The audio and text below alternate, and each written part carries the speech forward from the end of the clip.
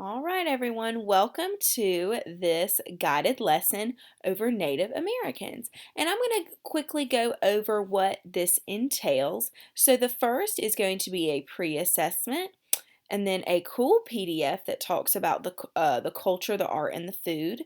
And then we're going to go into a video, and then we're going to go into a read aloud, followed by a post assessment.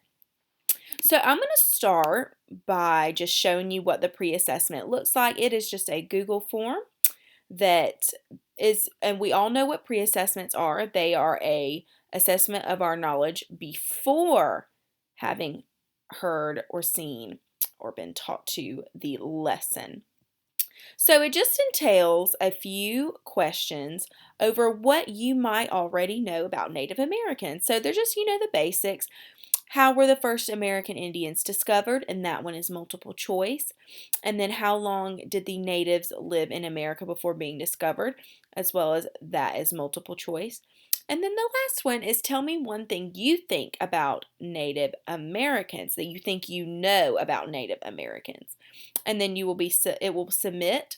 And I do want to emphasize that this is not a graded assessment in the grade book. It is just a way to assess what we already know. And then we will get to the post-assessment in the end. And after those two have been submitted, we will be able to self-reflect.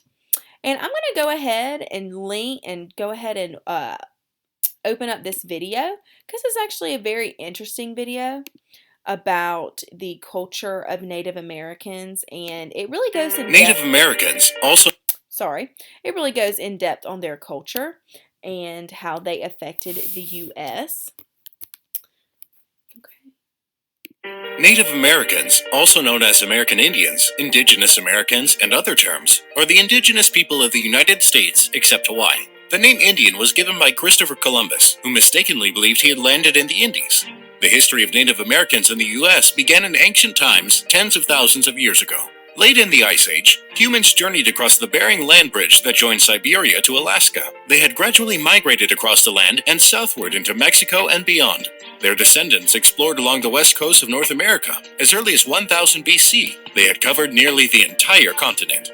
Over thousands of years, as they migrated across the continents, American Indians have developed a variety of languages and civilizations. They came from different tribes, such as in Europe, Asia, or Africa. When the Ice Age ended, the Native Americans developed their tribes by making wise use of natural resources available. They had first experience with growing different crops such as corn and squash, raising animals like turkeys, llamas, and guinea pigs for food, hunting deer, bison, sea mammals, and catching fish by using a variety of efficient methods.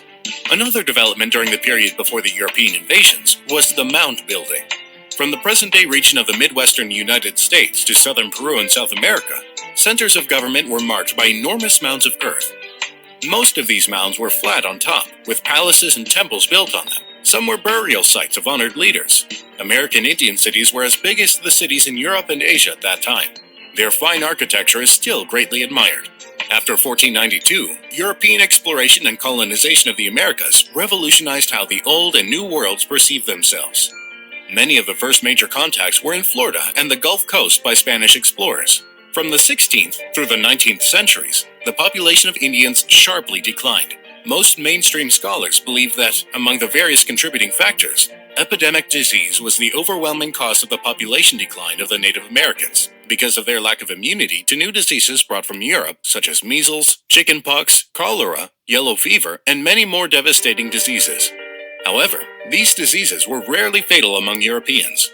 With the meeting of two worlds, animals, insects, and plants were carried from one to the other, both deliberately and by chance, in what is called the Columbian Exchange, especially horse, which escaped and began to breed and increase their numbers in the wild. Native America used horses to carry goods, to hunt game, and to conduct wars and horse raids. The Europeans started colonizing the Americas in order to cultivate new farmlands and create new jobs for the growing populations of Europe. To do so, they often fought Native American tribal nations for the land. During the American Revolution, the newly proclaimed United States competed with the British for the allegiance of Native American nations east of the Mississippi River. Most Native Americans who joined the struggle sided with the British, based both on their trading relationships and hopes that the colonial defeat would result in a halt to further colonial expansion onto Native American land. The United States was eager to expand, develop farming and settlements in new areas, and satisfy land hunger of settlers from New England and new immigrants. The national government initially sought to purchase Native American land by treaties. The states and settlers were frequently at odds with this policy. United States policy toward Native Americans continued to evolve after the American Revolution. George Washington and Henry Knox believed that Native Americans were equals, but their society was inferior. Washington formulated a policy to encourage the civilizing process. This led to the Civilization Fund Act of 1819. As American expansion continued, Native Americans resisted settlers' encroachment in several regions.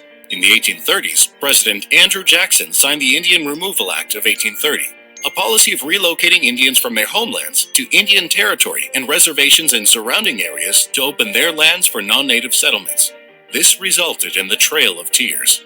Native American nations on the plains in the West continued armed conflicts with the U.S. throughout the 19th century through what were called generally Indian Wars. Notable conflicts in this period include the Dakota War, Great Sioux War, Snake War, Colorado War, and Texas Indian Wars. And one of the last events during the Indian Wars was the Wounded Knee Massacre in 1890. Here, warriors, women, and children alike were ferociously slaughtered by the U.S. cavalry. In 1919, the United States, under President Woodrow Wilson, granted citizenship to all Native Americans who had served in World War I. Nearly 10,000 men had enlisted and served, a high number in relation to their population. Despite this, in many areas, Native Americans faced local resistance when they tried to vote and were discriminated against with barriers to voter registration. On June 2, 1924, U.S. President Calvin Coolidge signed the Indian Citizenship Act, which made all Native Americans born in the United States and its territories American citizens. Prior to passage of the act, nearly two-thirds of Native Americans were already U.S. citizens, through marriage, military service, or accepting land allotments. The act extended citizenship to all non-citizen Indians born within the territorial limits of the United States. Under the U.S. Constitution, American Indians today in the U.S. have all rights to vote in elections and run for political office. Controversies, however, remain over how much the federal government has jurisdiction over tribal affairs, sovereignty, and cultural practices. Thank you for watching. Please check out our other... All right. And as we can see, that video was really informative, and it really went in depth over the Native Americans. And leading right into that, this is a cool little article in PDF over the impact of Native Americans. So it goes into little questions right here, and then it gives a little explanation. So one of the highlights that I'm going to hit on is, did you know that many of the foods that we eat today were first grown by Native Americans? Native Americans learned to grow and use many different kinds of food that many people eat today, and never considering that they first came from Native Americans. And some of these foods include potatoes, beans, corns, peanuts, pumpkins, tomatoes, squash, peppers, nuts, melons, and sunflower seeds. And they also helped the European settlers survive in the New World by sharing their farming methods to them. And that's one fact that we may have learned in grades previous, when we did little arts and crafts right around right around Thanksgiving. And coming off of Thanksgiving, these are a lot of the foods that we ate to celebrate Thanksgiving this year. And another fun contribution that the Native Americans had on our culture is some of the games that they created that we still play today. So canoeing, snowshoeing, tobogganing, lacrosse, relay races, and tug of war. And a lot of ball games are just few early games Native Americans plays and we still enjoy today.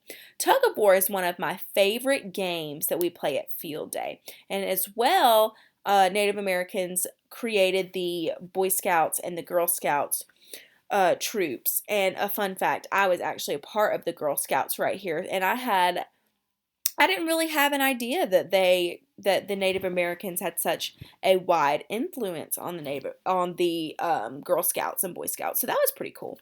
One cool fact is, did you know that the idea for the U.S. government was adopted from Native Americans? So Benjamin Franklin said that the idea of federal government in which certain powers are given to central government and all the other powers are reserved for the states was borrowed from the system of government used by the Iroquois League of Nations. So that was very interesting, because you have to think back right when the colonists arrived with the Indians in the New Americas, the only government they knew was called a monarchy, which was, kings and queens, and that was whatever they said went. And it was kind of a big contrast between the Native Americans and their systems of government, which is all about being fair and sharing that way, so one branch and one part of the government doesn't have any higher power than the other, and it keeps everybody in check. So another cool aspect of this article, the question is, did you know that many words we use today came from Native Americans? So countless Native American words and inventions have become an everyday part of our language, such as barbecue. Ooh, I love some barbecue. Caribou, chipmunk, woodchuck, hammock, toboggan, skunk, mahogany, hurricane, and moccasin. So just some of the quick definitions of these words is I see a few animals. So I see a caribou, a chipmunk, a woodchuck, a skunk. Mahogany is a certain type of wood. A hurricane we know is a natural disaster, and we learned that in science this year. As well, another animal over here, a moccasin. And a moccasin is actually a certain type of snake. And if I'm correct, I think they live in water, because we have a lot of water moccasins here in Georgia. And many towns and cities and rivers have names of Native American origin. So that was very cool. Look, Seattle right here. Seattle, Washington. Does anybody? Milwaukee, Ottawa, Miami, Wichita. Isn't that cool? Did you know that Native Americans developed and communicated with sign language? A system of hand signals was developed to facilitate trade and communicate between different tribal groups, and later between Native Americans and trappers and traders. The same idea is used today for communicating with those who are deaf and unable to speak. The signs are different, but the idea is the same. And that is so interesting because American Sign Language, I did not know that the Native Americans had such an influence on American Sign Language. Did you know that Native Americans served during World War I and II and other campaigns? I didn't know that. Well over 24,000 natives served during World War II. And the last part of this little article, it just states some of the very important individuals that excelled in many fields, and I see some people that I know. I see a Johnny Cash. He was a musician. I have not heard of Jim Thorpe or Billy Mays because I am not too much into sports, but I can see right here that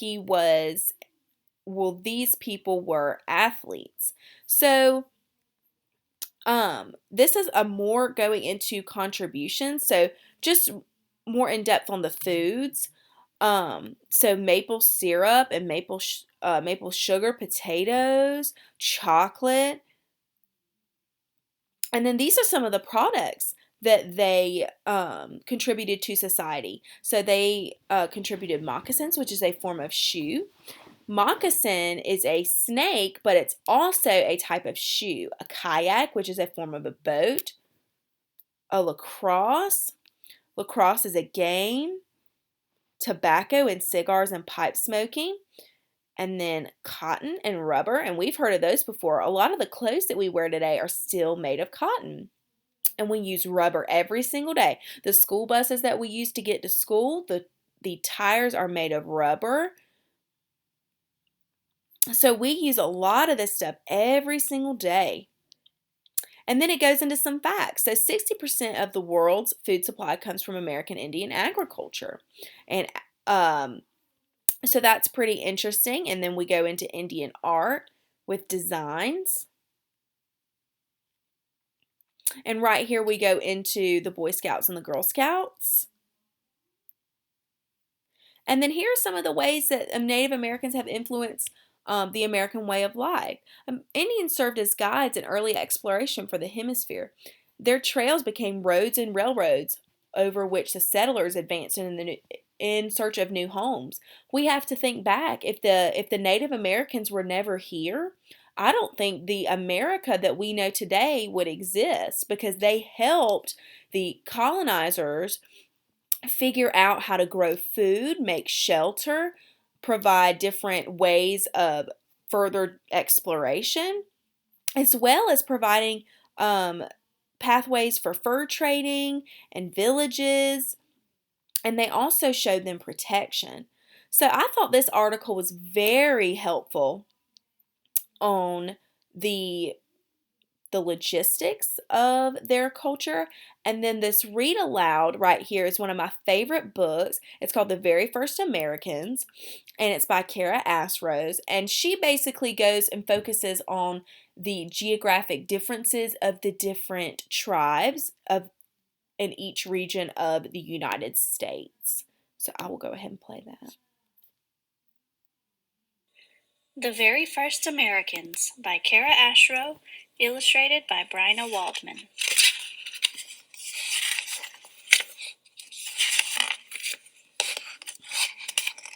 Long, long ago, nobody lived in America. There were animals, huge woolly mammoths, big wildcats, bison, but no people at all. Animals may have led the first people here. The animals wandered into America from the frozen north, and hunters came after them. After hundreds of years, these first Americans were scattered all across the country. They lived in big groups called tribes. There were hundreds of different tribes in America. Each one had its own language, its own way of life, and its own name. But when Columbus landed in America in 1492, he thought he was in the Indies, so he called the people he met Indians. The name stuck. Northwest Coast. Tribes like the Chinook, the Makah, and the Salish made their homes near the water along the northwest coast of America. Most of their food came right from the sea. The Makah were very good whale hunters. They carved great canoes from the trunks of huge trees. Some canoes held up to 60 people. The hunters came just as close to the whales as they could. Men speared the whale with long harpoons.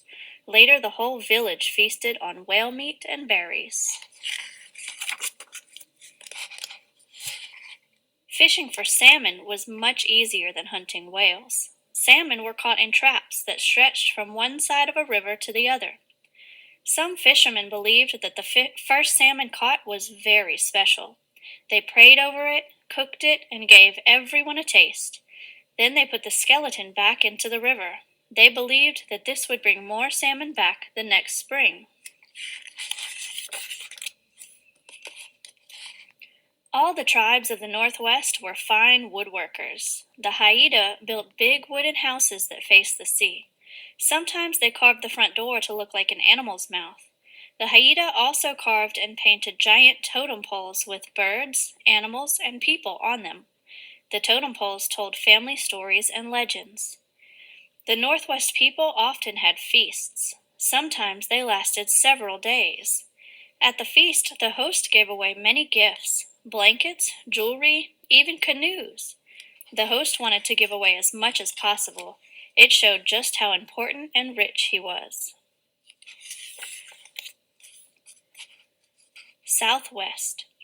The hot, dry desert of the Southwest was where the Hopi, the Navajo, and the Zuni lived. The Hopi built clay houses high on flat-topped mountains called mesas. Hopi means the peaceful ones, but some tribes who lived nearby were not so peaceful. They raided Hopi villages and stole food and blankets. That's one reason why the Hopi built their homes in high, hard-to-reach places, to stay safe from their enemies. And if an enemy did reach a Hopi home, he would have a hard time ever getting inside. Instead of front doors, homes had holes in their roofs with ladders that could be pulled inside quickly.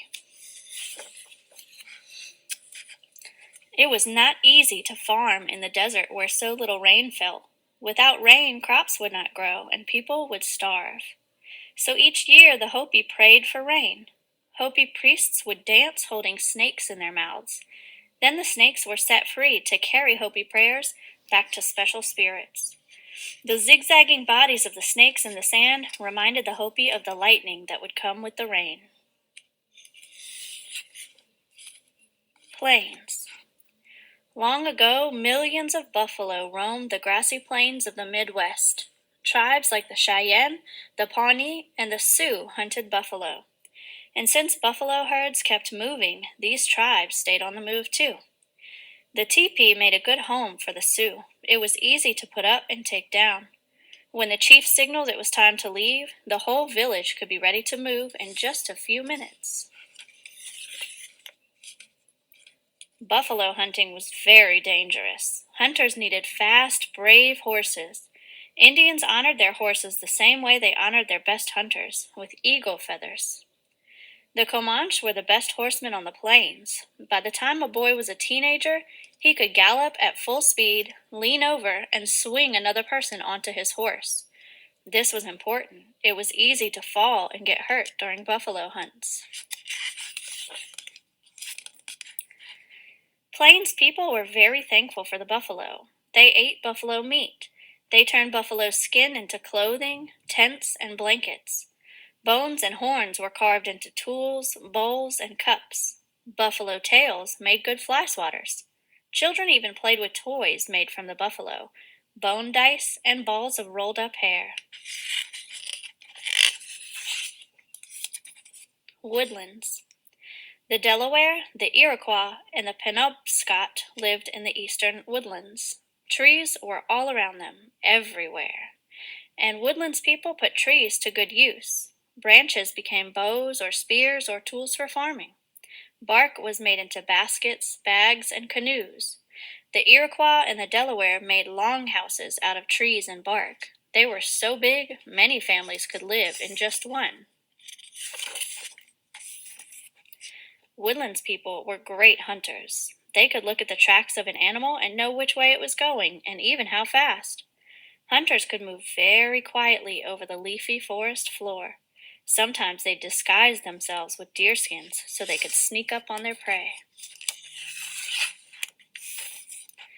Most woodlands tribes had leaders called chiefs.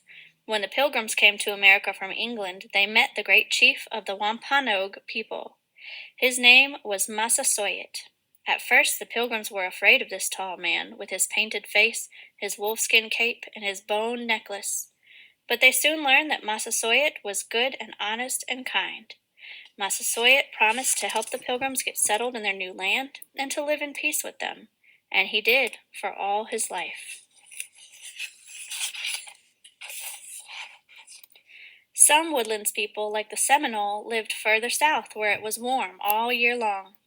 They lived in houses called chickees, with roofs made out of palm leaves. The sides of the chickees were open to let cool breezes in. The Seminole made bright-colored clothing and jewelry. The women sometimes wore hundreds of necklaces at the same time. For hundreds of years, Indians were the only Americans. Then, about 500 years ago, great ships began to arrive. People from Europe wanted to settle in America. The Indians tried to carry on with their way of life, but it was not easy. As years passed, the settlers moved onto Indian lands. They did not want the Indians to hunt or plant there anymore. By 1900, the new settlers had claimed most of the country. They forced the native people to move to special areas called reservations. Today, almost 2 million American Indians make their homes in this country. More than a third live on reservations. The rest live in cities and towns. Many Indians say they walk in two worlds. They are part of today's America, but at the same time, they keep the ways of their people, the very first Americans. All right, and that is still one of my favorite read alouds to read to a class or share just because it is so informative and so sweet. So this is the post assessment, and it is just both of these same questions, and then I added one, or I added two, and the last two are what is the importance of learning about Native Americans, which of course is a short answer, and what is the new thing? What is one new thing you learned about the culture of Native or of American Indians? And this could be anything. This could be food, shelter, their way of life, either way. So I hope that you enjoyed this lesson, and I look forward to hearing your feedback.